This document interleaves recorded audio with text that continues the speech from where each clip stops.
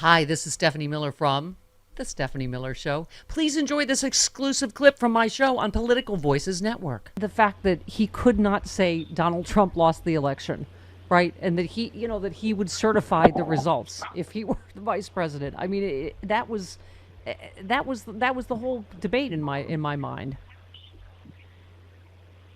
Yeah, it absolutely was. But you have to understand Tim Walz's fighting strategy. He wasn't going to come up right up front. He was, softening him up and being Mr. Nice Guy very early on. And I started seeing some disappointing tweets before then. But then it's sort of like Muhammad Ali, right? Rope-a-doped him, and he hits him on abortion, hits him on housing. And then as soon as he got him to, on January 6th, I mean, the first thing I thought was, down goes Ali, or down goes Frazier. Right. Down goes Frazier. Hey, and that's exactly what happened to JD Vance. And he couldn't recover from it. And I literally saw right-wingers going, he was doing so well. Yeah. And he finally got caught out in his flowery lies. Yeah. And couldn't defend democracy. He defended Trump.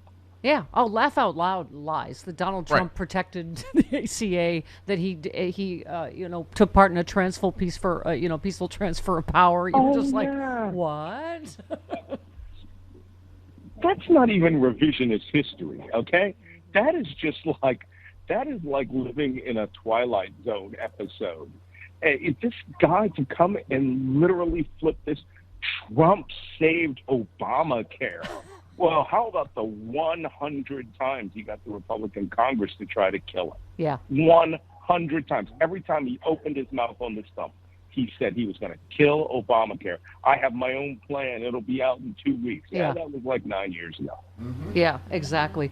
By the way, were you shocked that that Ukraine, they didn't bring up Ukraine at all? We were just talking about this horrible story. The Russians poisoned the Sem River, is it? Just across the border from Ukraine.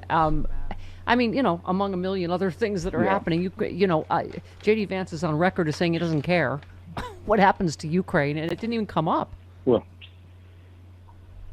Well, to be quite honest, the environmental terrorism and sabotage, Russia has been doing that since the beginning. They've poisoned rivers. They've actually salted and destroyed wheat fields.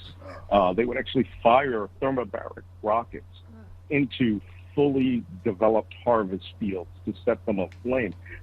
There were no Ukrainian soldiers anywhere near them. They just wanted to burn the land, so they wasted military weapons on that.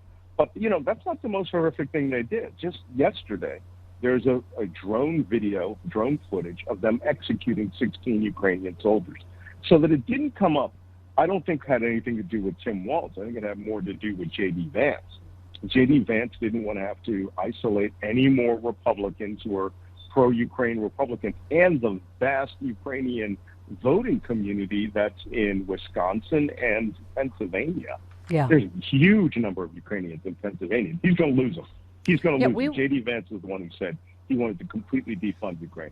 We were surprised, like we were saying, that, Middle East didn't come up, Ukraine didn't come up, the port strike, which, by the way, mainstream media, this tweet with the picture of this guy, Trump shaking this guy's hand, feels important to note the president of the union leading the port strike has a long-standing relationship with Trump and is causing major damage to a roaring economy 5 weeks before the election.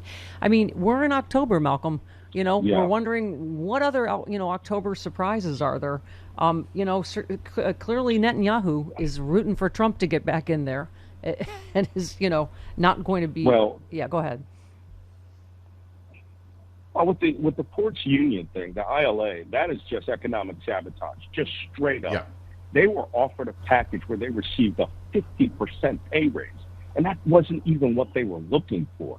It's because this guy is closely tied to Donald Trump. And like you said, his arrogance of, we control everything that you have and we're going to cut it off. Well, you know what? Now it's time for maybe there needs to be some recalibration amongst the top of that union. You think the union members are going to sit there and want to be on strike for months and months and months and months? I'm all for unions, but this guy is malignant. And he is going to screw over every one of his followers. and probably take a lesser deal than they were offered.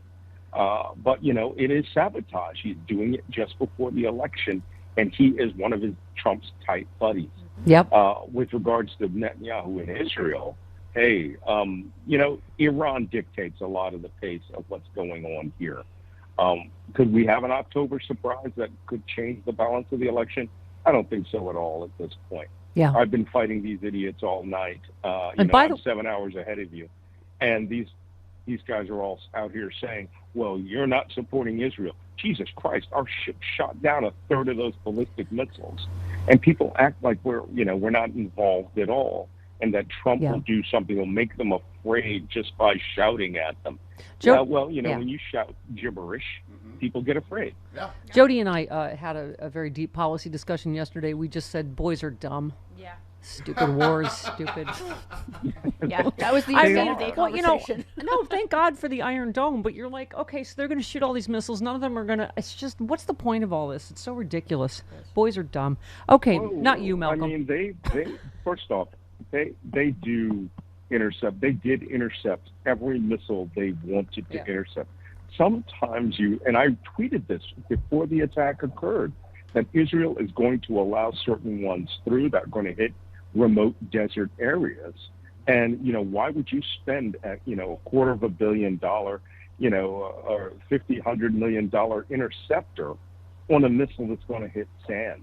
And you saw that the only casualty from this entire attack was unfortunately caught on videotape, where you see a large section of a ballistic missile fall and kill a Palestinian from Gaza who was a refugee on the West Bank.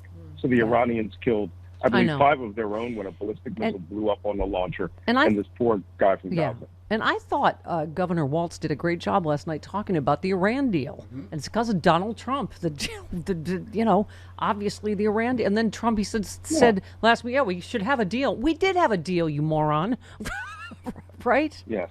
Well, part of the problem is that people were really wanting Tim to be an attack dog on that episode. But not who he is. The CNN focus group. Yeah.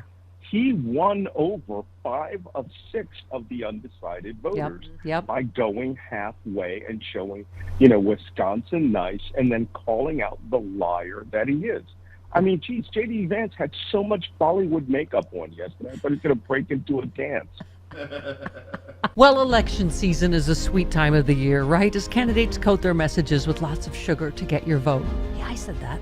Now you can enjoy the sweetness of the election with authentic candidate cookies with the likeness of Kamala and Donald on your favorite butter cookie made by the famous deli in Chicago, Max and Benny's. You can purchase these once-in-a-lifetime cookies on the Stephanie Miller, Tom Harmon, and John Fugelsang websites. To order, go to our websites, click on the banner for cookie candidates, or go directly to their website, cookiecandidates.com.